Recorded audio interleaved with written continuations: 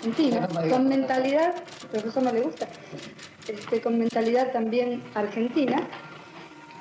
Sus libros, muchos de sus libros han sido premiados.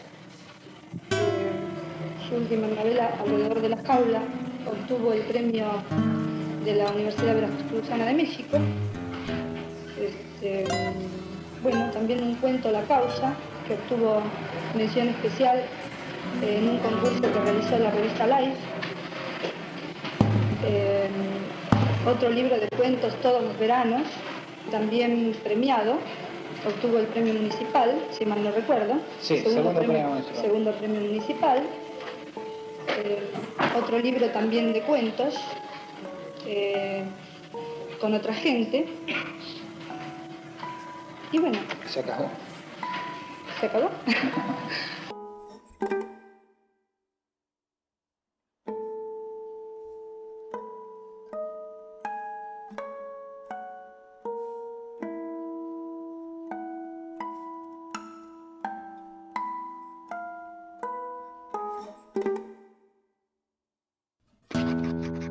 La vida es una especie de borrador que uno nunca termina de pasarla en limpio. Y yo descubro que mi vida sí es un perfecto borrador así, bien borroneado, bien tachado, vuelto a reescribir, nunca completo, nunca terminado.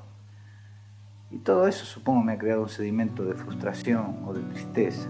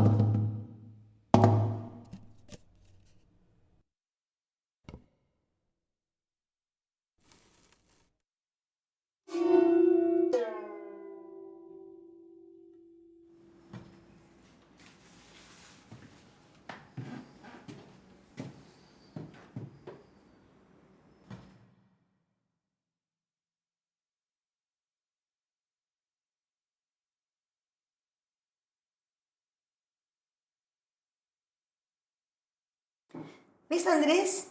Acá Haroldo habla de Roberto. En realidad el que me dio la pista fue Roberto Cuervo, que filmó hace años un breve documental.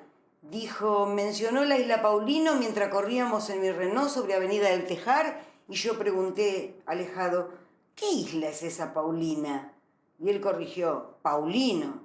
Y ahí empezó la aparición.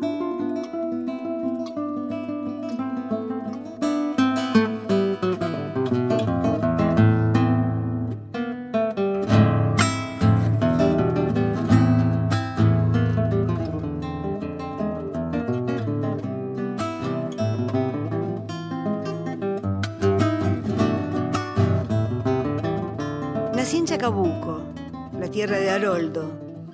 Estudiando letras en Lincoln conocí a Roberto. No éramos esos novios de salidas y vida social. Compartíamos largas noches de lecturas y de debates. Él estudiaba cine, pero amaba la literatura.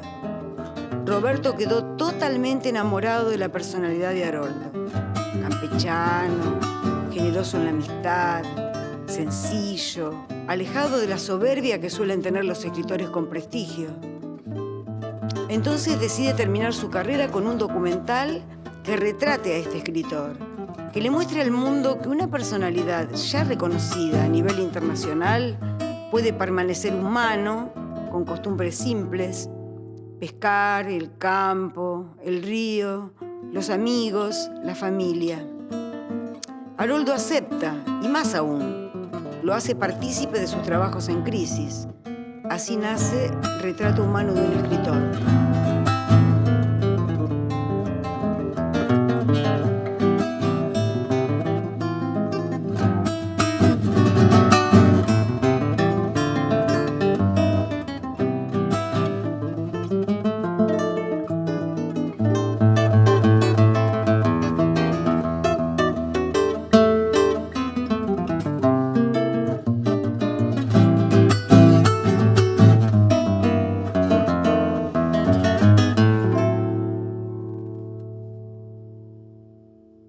Chacabuco, como tantos pueblos de la provincia de Buenos Aires, tiene la particularidad, si puede llamarse así, de que uno se asoma a la puerta y mira hacia un lado y otro y ve a ambos fondos de las calles los árboles, el campo, y siente el cerco del campo constante.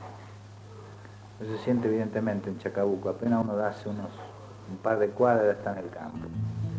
Ese campo fértil, rico, no solo en riqueza material, sino también en riqueza humana.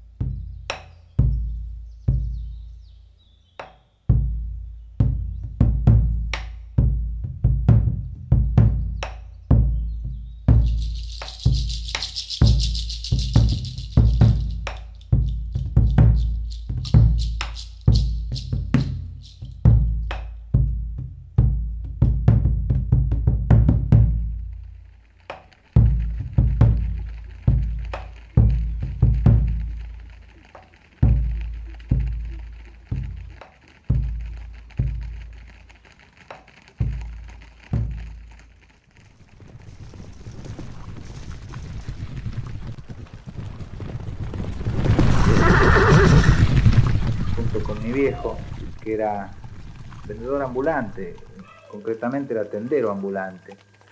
Mi padre enseñaba mañana por medio un charré, cargamos ahí las cosas y comida también, nos despedíamos de nuestra madre, de mi madre mejor dicho, y salíamos un día al norte, otro día al sur, y así íbamos recorriendo los campos, vendiendo cosas, charlando con la gente. Y todo eso fue dejando un sedimento en mí, lógicamente, que tardó muchos años en madurar y en concretarse en relatos, en cuentos.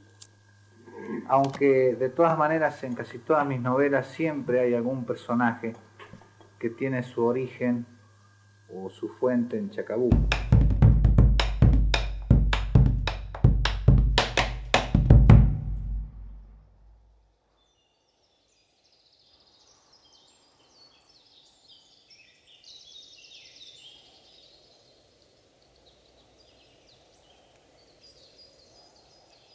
Tal vez yo soy un poco parecido a mis hombres, por eso los saco como son. Y es allí donde está el compromiso. No en el hecho de urdir una literatura comprometida, lo cual es bastante confuso, sino en el de asumir un compromiso con la vida.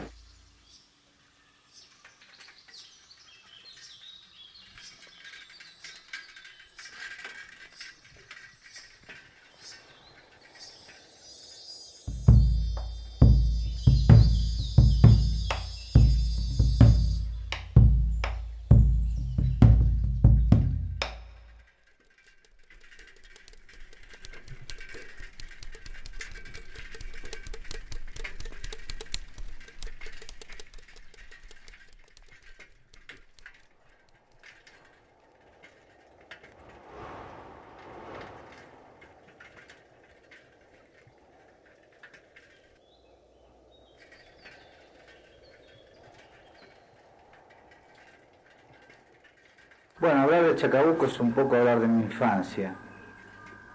Como tal, y en la distancia del tiempo, ha adquirido Chacabuco un relieve fantasmal para mí. En realidad, cuando yo escribo, hablo de ese Chacabuco mío. No es exactamente el Chacabuco que ahora existe, acá a 200 kilómetros de Buenos Aires.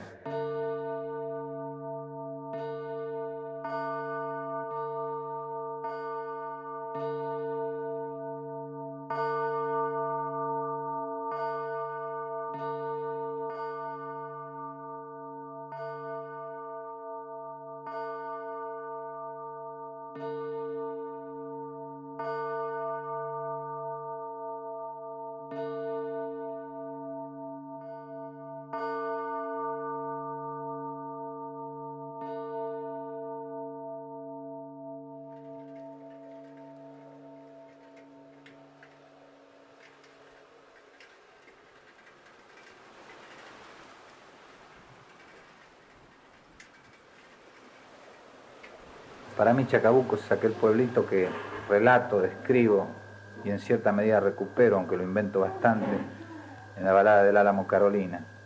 Chacabuco de Tapieles Amarillos, del viejo Peliche, del viejo Ponce, del padre Doglia, de mi padre, de mí mismo, chico, cuando salía a recorrer el campo.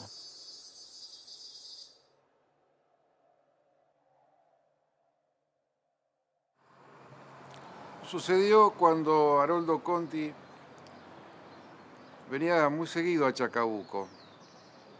Es una anécdota que recuerdo con mucha ternura. Unos días antes de llegar, su tía Aide me avisaba que lo iba a hacer. Y sobre el fin de semana llegaba con su 4L, esto lo recuerdo fotográficamente. Al poco de llegar, nos hablábamos por teléfono y nos encontrábamos en el Club Huracán, que estaba hace un par de meses estaba en Ecuador, invitado a un almuerzo con el presidente de la República, Rodríguez Lara, y en determinado momento, no solo estaba yo, sino varios escritores, entre ellos Juan Rulfo, se nos invitó a acercarnos a la mesa del presidente y saludarnos, y cada escritor iba haciendo su presentación al tiempo que estrechaba la mano del presidente. Decía su nombre y decía el país para identificarse. Cuando me tocó a mí, yo muy suelto de cuerpo dije inmediatamente, Haroldo Conti de Chacabuco. Y recuerdo que Rodríguez Lara se me quedó mirando, porque no recordaba ese país.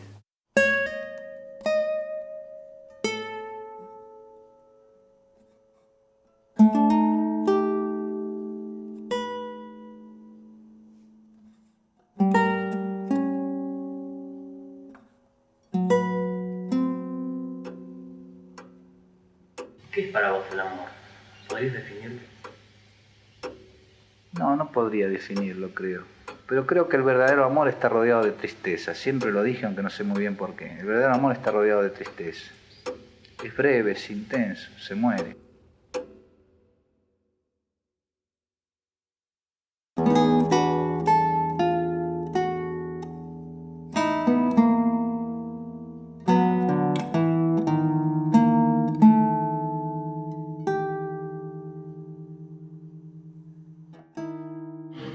Puedo usurpar momentáneamente otras vidas, pero donde me asumo en términos absolutamente personales es en esta cosa del escribir, con sus encantos y desencantos también absolutamente personales. Digo para mí, puesto que me refiero a mi exclusiva experiencia. No sé si después de todo he llegado a ser un escritor, pero lo que indiscutiblemente no soy es un literato.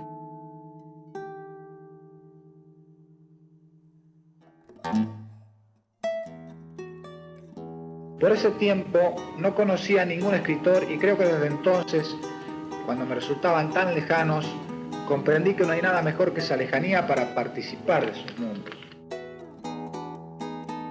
Bueno, esto que digo tiene una entonación heroica, pero en mi caso, y creo que en el de todos, no se trata de un renunciamiento o algo por el estilo, sino de la tan simple cuestión de ser o no ser.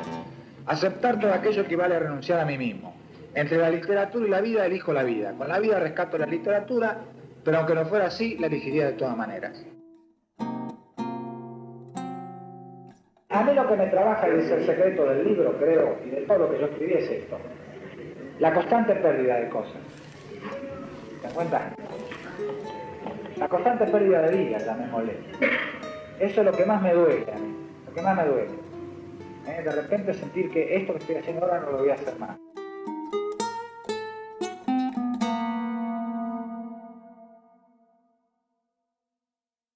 Náufragos somos todos, en cierto sentido.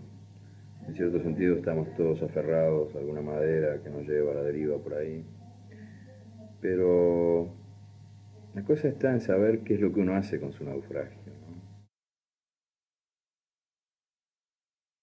En la obra de Haroldo yo creo ciegamente, pienso que sí, que ahí es donde se ve una persona misteriosa que no tiene nada que ver con él. La pasión, la paciencia, la dulzura, la comprensión, la humanidad, la humildad, el desinterés de los personajes de Haroldo no tienen nada que ver con Haroldo. y sin embargo son criaturas de la ficción de Haroldo. Cuando yo te digo que Oreste es Haroldo, es en él, porque Oreste precisamente es el menos dulce, el menos paciente, el menos desinteresado, el menos generoso, el menos tierno. Es el que se deja estar, el que se deja llevar, ¿verdad? En eso lo encuentra parecido a Haroldo. Pero con respecto a su obra no tengo absolutamente ninguna crítica que hacerle. Al contrario, creo que escribe admirablemente bien, que algunos de sus personajes y sus libros son memorables y que va a seguir creciendo si es que no se enrieda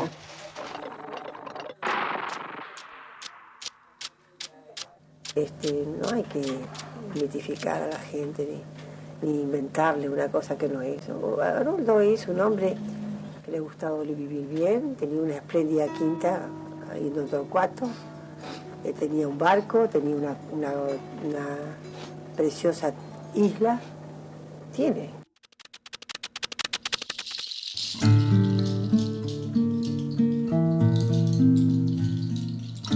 Un buen día me hice un vago, así como lo oyen. No sé cuándo empezó, pero aquí me tienen tumbado a un costado del camino esperando que pase un camión y me lleve a cualquier parte.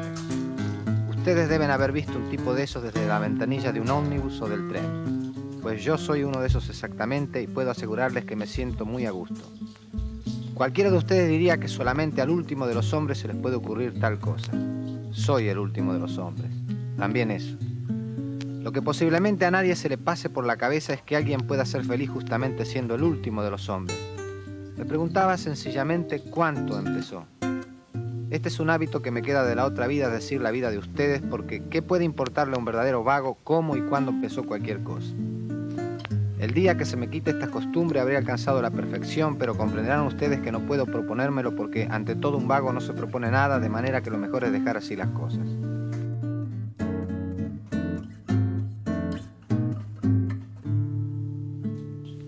No sé qué sentido tiene pretender que nos echen un discurso con citas de algún gran tipo para vendernos una pasta de afeitar o un frasco de café instantáneo.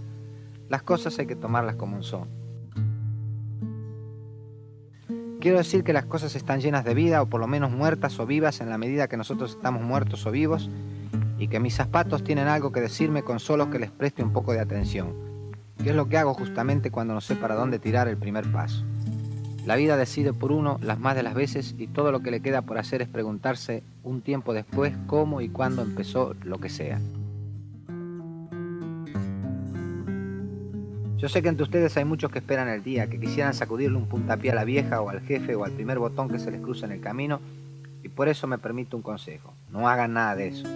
No la van a hacer de todas maneras. Vengan y miren la tierra vacía así como la veo yo ahora, y tal vez las cosas las dejen dar vueltas dentro de la cabeza y echen a andar por su camino. Quiero decir que para mí las cosas se resolvían en distancias, estaban más o menos lejos y yo más o menos cerca, pero por mucho que me moviera no iban a cambiar demasiado. No pretendo que me comprendan, pero con solo que hagan un esfuerzo sabrán lo que digo. Algunos, por supuesto, los que todavía no están vivos, pero con el agua al cuello.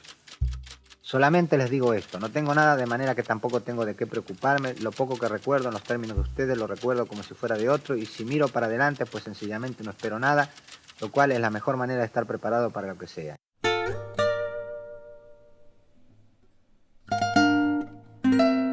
No sé a dónde me llevará ese camión ni qué será de mí el día de mañana. La verdad es que el día de mañana no existe para mí y creo que por eso me siento vivo. Allá voy, donde sea.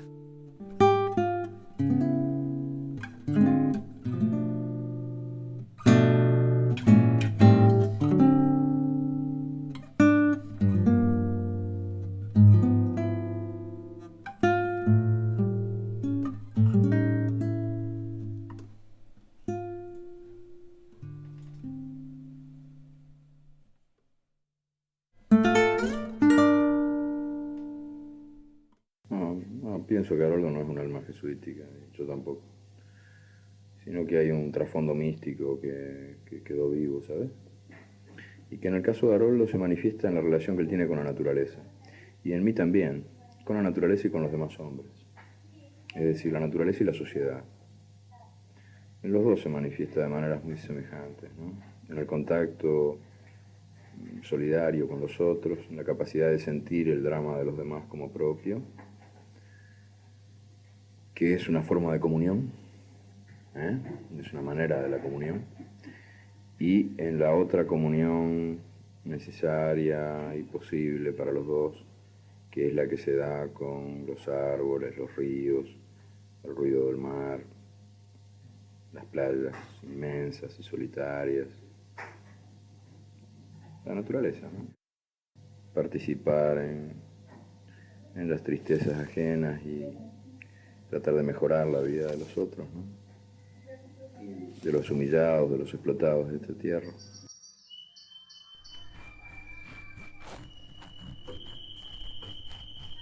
No sé, a mí lo que me resulta admirable en él es otra cosa. Es una especie de piedad que tiene hacia los seres humanos.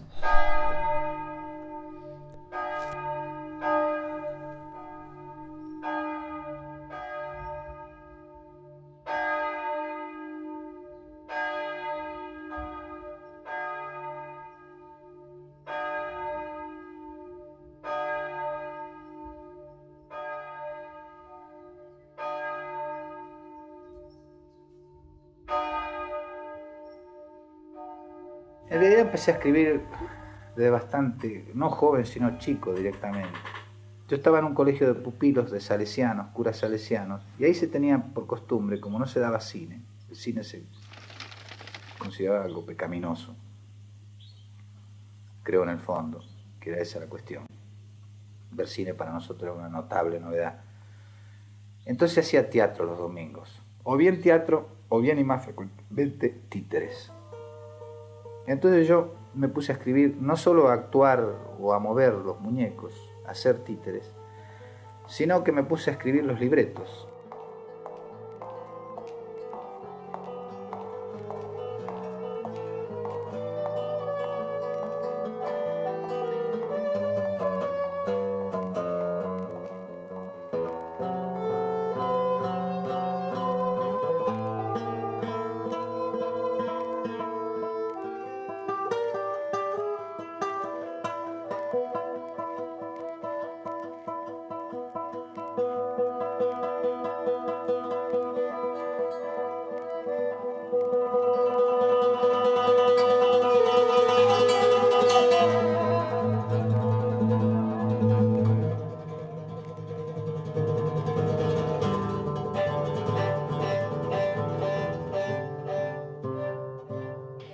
Y así filmábamos en Chacabuco, en Lincoln, en la isla, hasta que un día nos despertamos y el horror nos devoró los sueños.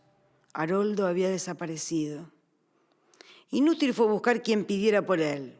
Las puertas se cerraban. Solo el padre Castellani habló por él ante Videla. Entonces nos fuimos a Lincoln. Había que poner distancia con el terror. Lamentablemente Roberto se mata en un accidente de tren, dejándome con Andresito, que tenía solamente 10 meses. Eran tiempos de tinieblas.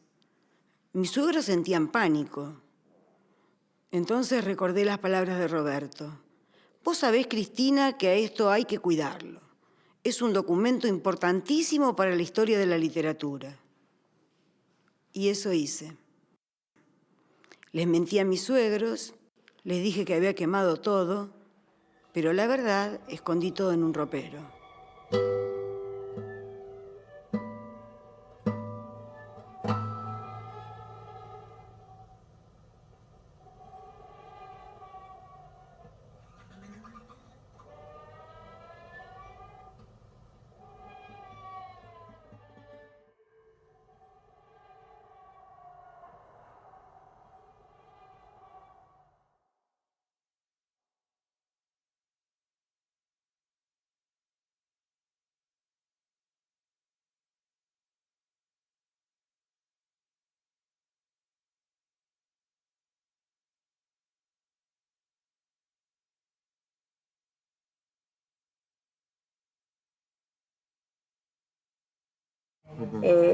Yo no creo para nada en las ideas, en el socialismo de Haroldo, no porque no lo crea socialista ni nada por el estilo, sino porque yo no creo en esas cosas. Es decir, yo creo en la persona. Si vos me decís que hay un tipo que se está haciendo matar ahora en Tucumán o en cualquier parte, bueno, ese señor sí yo le creo, ¿no? Todo lo demás, todo ese socialismo de papel, que además lo único que se consigue son buenos viajes para cualquier parte del mundo, a lo mejor no me metas con esa historia.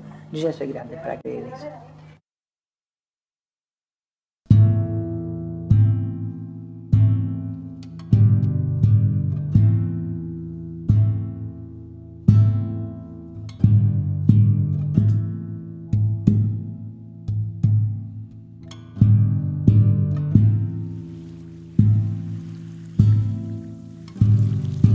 No creo que haya ninguna contradicción entre las ideas políticas de Haroldo y lo que Haroldo escribe, a menos que se considere que escribir es una pérdida de tiempo. Los que creemos que escribir es una forma de contacto creador con el mundo, que escribiendo se transmiten cosas y se actúa sobre los demás, sobre la conciencia de los demás.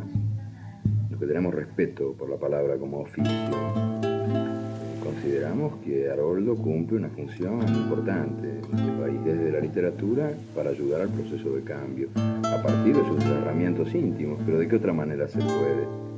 Si no, sería inauténtico Haroldo, si no hiciera lo que profundamente siente.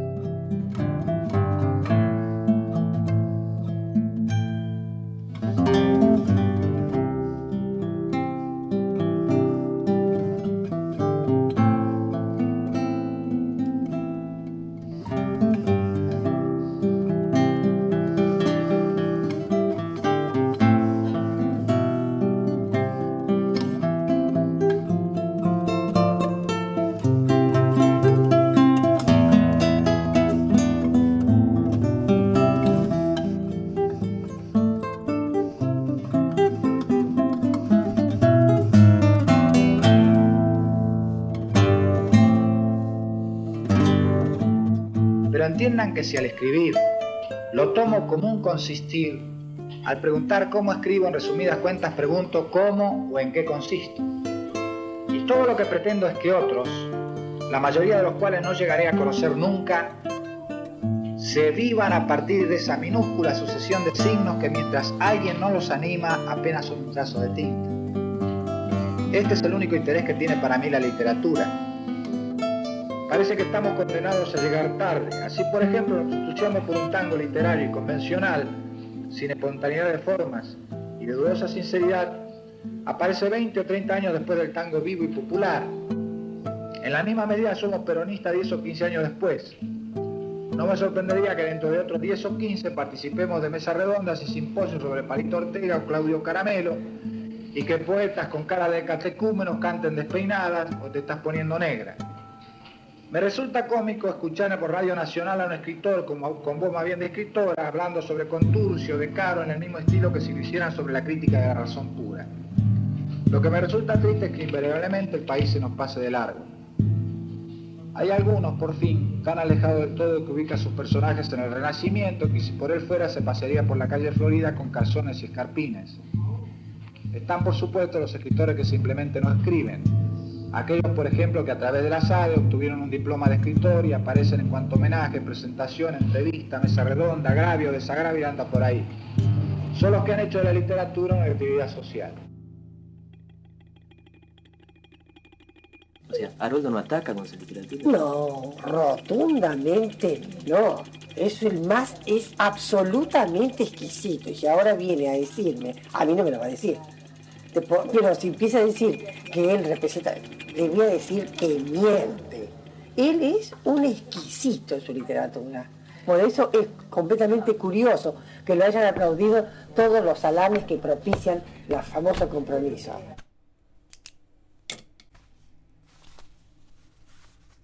A mí me sucede todo lo contrario. No tengo nada importante que decir, sobre todo de mi obra, Y el hecho de que la haya escrito no implica necesariamente la circunstancia de que la explique. Todo lo que he podido hacer por ella hasta ahora es precisamente escribirla.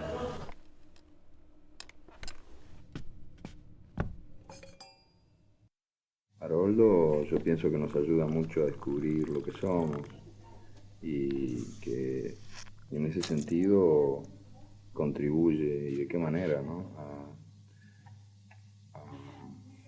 a que nos conozcamos mejor, que recuperemos nuestra identidad perdida y a que podamos mejorarnos y cambiar.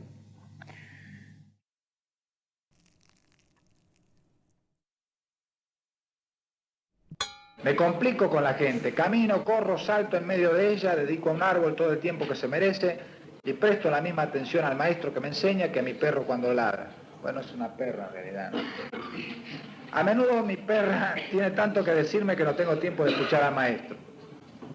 Hay buenos y malos maestros, por supuesto, pero todos tienen algo que enseñarme en su momento. Mis amigos del boliche lo tienen siempre.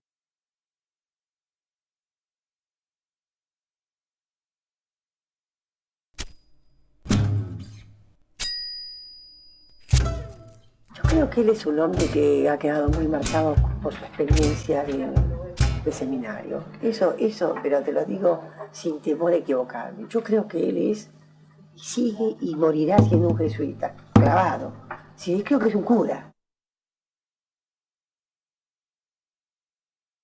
Lo que yo quiero subrayarte es que Haroldo convierte su necesidad de Dios y su angustia de estar vivo en un mundo jodido, en una permanente misión solidaria y generosa con respecto al mundo. Él es un tipo abierto a los demás, no está encerrado en su cascarón, aunque pueda parecer que está encerrado para alguien que lo vea por encima y que tenga con él un contacto superficial.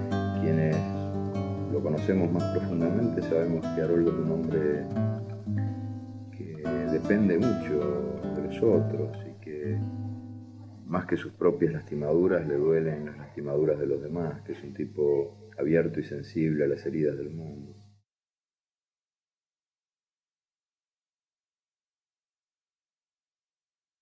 Quiero que escuches estas pocas cosas bajo el amparo de cualquier instancia. Hay urgencia fatal de tu sonrisa. En las sombras rapaces de la noche se destejen tus pasos trajinados. Tu voz se obstina en la región del miedo y nos empuja a desafiar la calle. ¿Dónde estarás? ¿Quién se llevó tus manos? Milo y Silvestre, Mascaró y el Boga arrasarán el tiempo hasta encontrarte. En tu pueblo, los álamos reclaman la vuelta del viajero sempiterno. Y nosotros vivimos prisioneros de la fiera homicida y de la infamia. Sobreponiéndonos a cada aurora, dibujamos tu nombre en las paredes. Vamos, Haroldo, niño malherido, no te rindas jamás, que en tu recuerdo hay un río de gritos y silencios.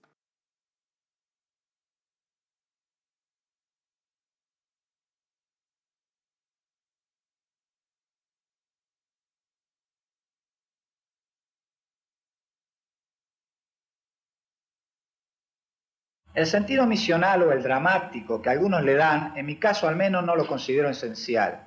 Digo nada más que es mi manera de realizarme. Lo que tiene de padecimiento va por mi cuenta.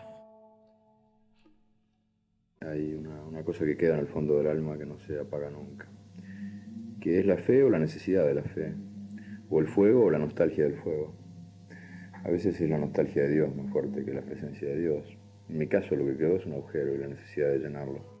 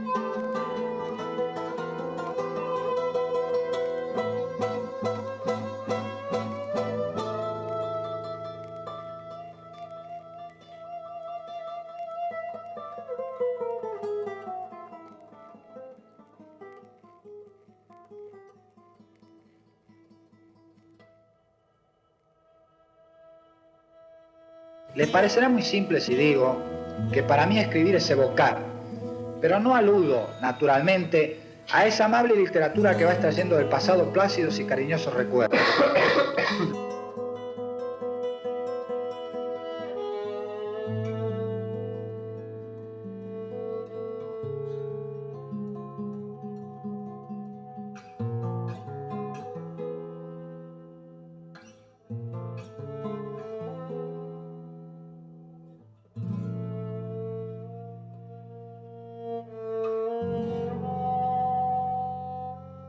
Yo soy yo y mi historia.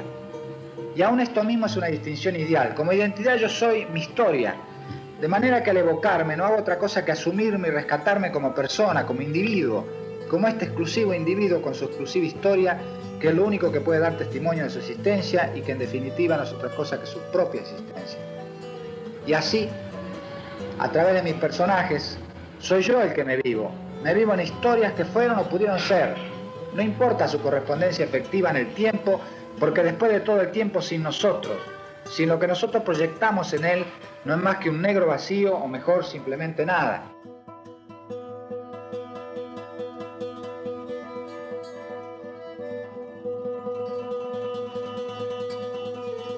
No sé si me siento libre, pero he hecho un culto a la libertad. Por ejemplo, nunca he aceptado trabajos si no son trabajos solitarios, que no me coarten, que me dejen maniobrar libremente. He renunciado a muchas cosas por eso. He preferido un viaje o mandarme a mudar o una aventura al dinero o a tantos otros beneficios, la gloria, el elogio, lo que sea. En ese sentido, no sé si eso es creer en la libertad, pero de todas maneras practicarla, ¿no? Que es lo que importa, creo. ¿Qué es para vos? Ahora, no amo la libertad en abstracto como podría ser Vargas Llosa, ¿no? Y ya entramos en el terreno político. ¿Te das cuenta? En fin, yo creo que a veces inclusive hay que sacrificarla, la de uno y a veces la de los demás, desgraciadamente, por un bien social mayor. ¿Te das cuenta? ¿Qué dice Vargas? Bueno, Vargas Llosa es un defensor y se ve en la actitud frente a la llamada Revolución Peruana y frente a Cuba en particular, por el caso Padilla, sale en defensa de una libertad en abstracto, la libertad por la libertad, ¿te das cuenta? La libertad si no sirve para el hombre y para construir una sociedad justa, no sé para qué. La libertad un poco del aire, digamos así, ¿no? Que puede entrar y salir de cualquier parte, pero no modifica nada.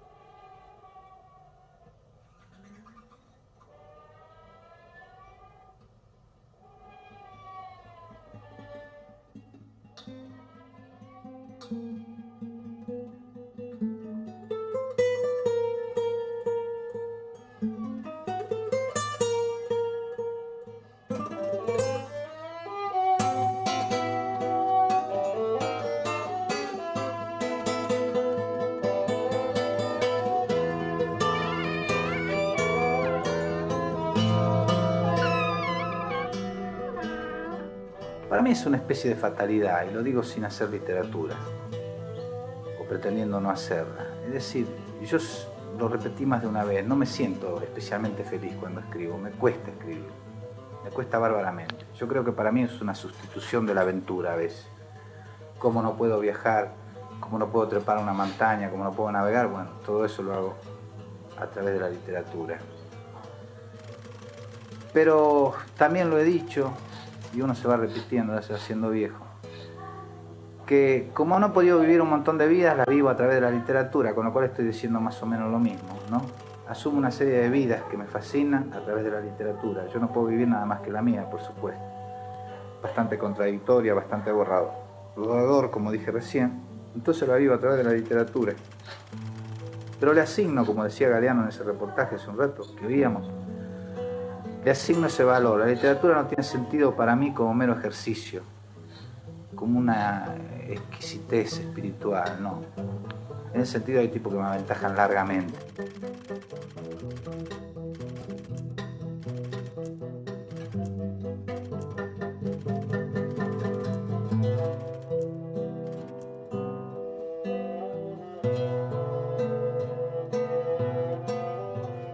Yo diría que Buenos Aires todo lo que me dio fue tristeza, Porque en realidad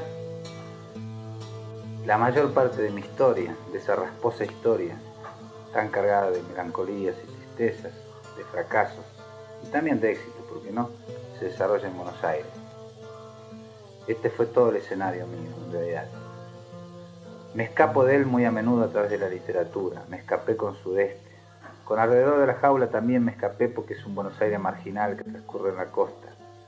Esa tierra de nadie que nadie ve justamente, a pesar de que somos porteños. Esa tierra entre los muelles del puerto y la costa. Por supuesto que me escapé del todo con Mascaró, que es ese gran peregrinaje por América, o el resultado de él. Son todas más o menos evasiones de Buenos Aires, y tiene un sentido, porque yo tengo un alma viajera fundamentalmente.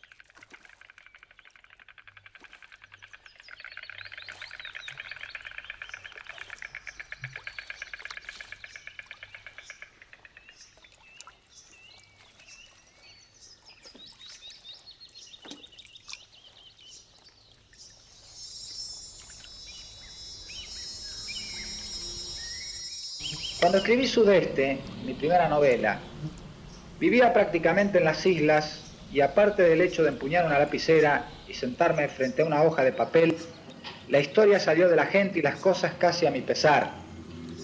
Por ese tiempo no conocía a ningún escritor y creo que desde entonces, cuando me resultaban tan lejanos, comprendí que no hay nada mejor que esa lejanía para participar de sus mundos.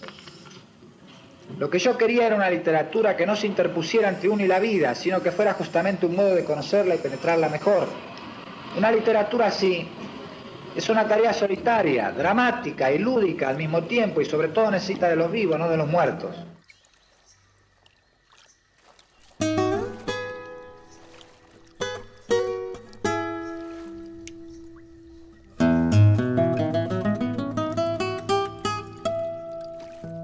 Haroldo, para entender a Haroldo vos tenés que estar en el Tigre y ver el río correr despacito.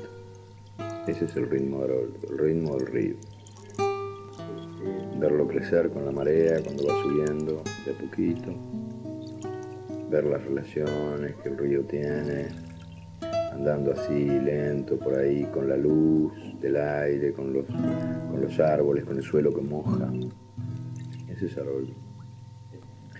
Para mí Haroldo es un río, como el Tigre, con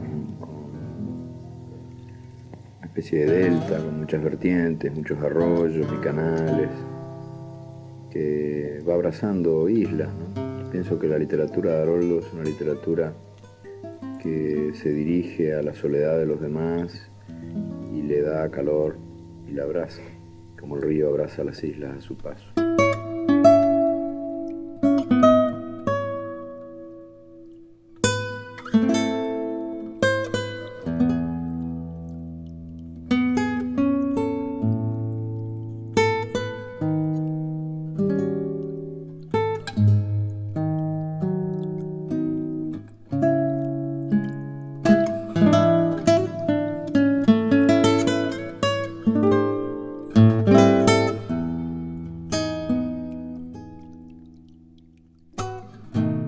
Él a principios de los 70 va a Cuba por primera vez como jurado de la Casa de las Américas.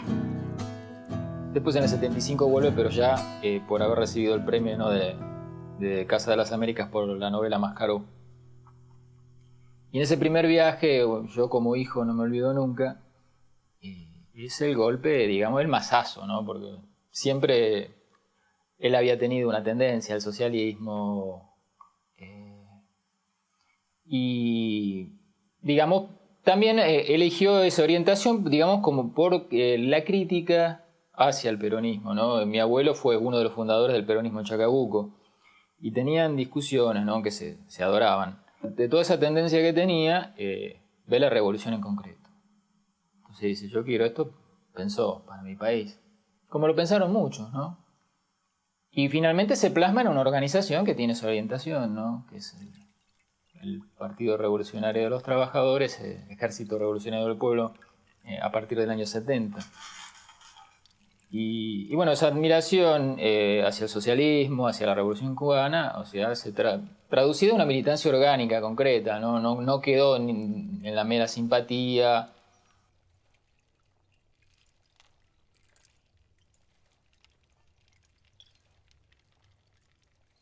Cuando él vivía en el departamento de la Vuelta de Obligado, allá en Belgrano, ya recibía amenazas.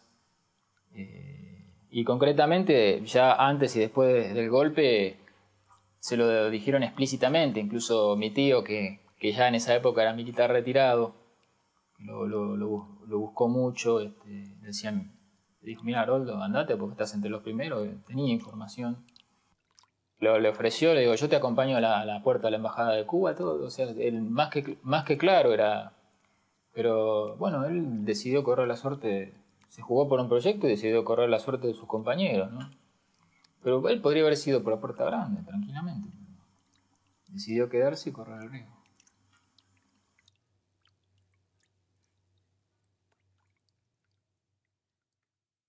Hasta hace poco compartía, aunque no sé si es exactamente su pensamiento, el criterio o la opinión de Cortázar. Es decir, yo el compromiso, y nos estamos refiriendo y restringiendo el compromiso a lo político, lo asumo como intelectual, no exactamente como creador, porque creo que la creación es el terreno de la pura libertad.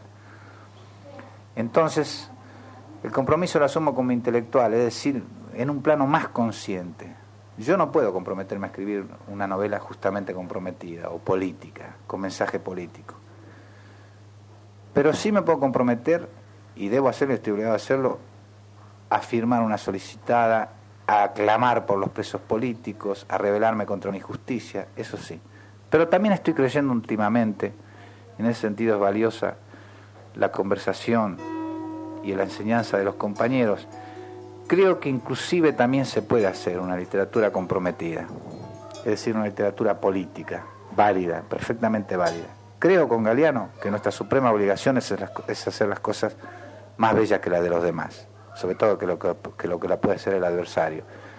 Pero aún haciendo belleza creo que podemos hacer una literatura política. Pero lo político emergerá con naturalidad, no como una cosa impuesta. Yo a priori no puedo decir voy a hacer una novela comprometida.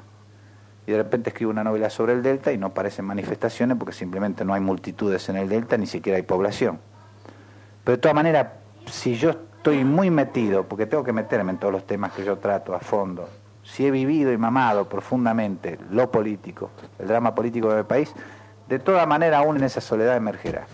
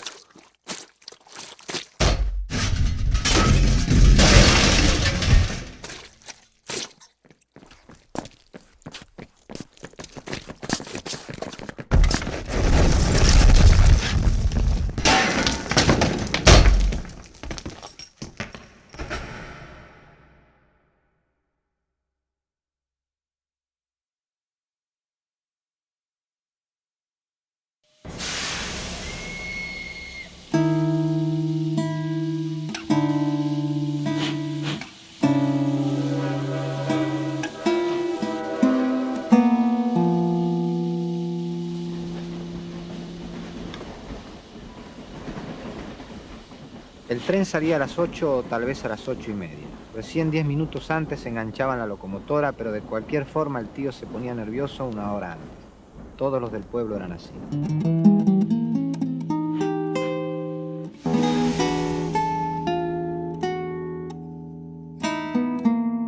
¿Qué hora es? Las 8:45. El tío sacó el reloj y lo observó inquieto. Casi -10. ¿Vamos? Oreste de un rato. Vamos. Estaban enganchando la locomotora. El tío recogió los paquetes y la valija y comenzó a caminar apresuradamente hasta el andén número 4. Parecía haberlo olvidado. Oreste trató de tomarle la valija y el tío lo miró con extrañeza. Está bien, muchacho, no te molestes. Dele saludo a las tías, a todos. Gracias, querido, gracias. Corrieron a lo largo del tren tropezando con los tipos de segunda que corrían a su vez como si la estación se les fuera a caer encima y metían por las ventanillas a los chicos o las valijas para conseguir asiento. El tío trepó a uno de los vagones cerca de la locomotora y al rato sacó la cabeza por una ventanilla. ¿Cuándo vas a ir por allá?, preguntó mirando más bien a la gente que se apiñaba sobre el andén. Apenas pueda. Tenés que ir. Eso es. ¿Cuándo dijiste? Cuando pueda. El tío se apartó un momento para acomodar la valija. Después se sentó en la punta del banco y permaneció en silencio. Se miraron una vez y el tío sonrió y dijo: «Oreste». Él sonrió también desde muy lejos, al borde del andén. Sonó la campana y el tío asomó apresuradamente medio cuerpo por la ventanilla. «Chau, querido, chau», dijo y lo besó en la mejilla como pudo. Trató de besarlo a su vez, pero ya se había sentado. El tren se sacudió de punta a punta. El tío agitó una mano y sonrió seguro. Oreste corrió un trecho a la par del tren. Corría y miraba al tío, que sonreía satisfecho como aquellos hombres de la infancia. Luego el tren se embaló y Oreste levantó una mano que no encontró respuesta.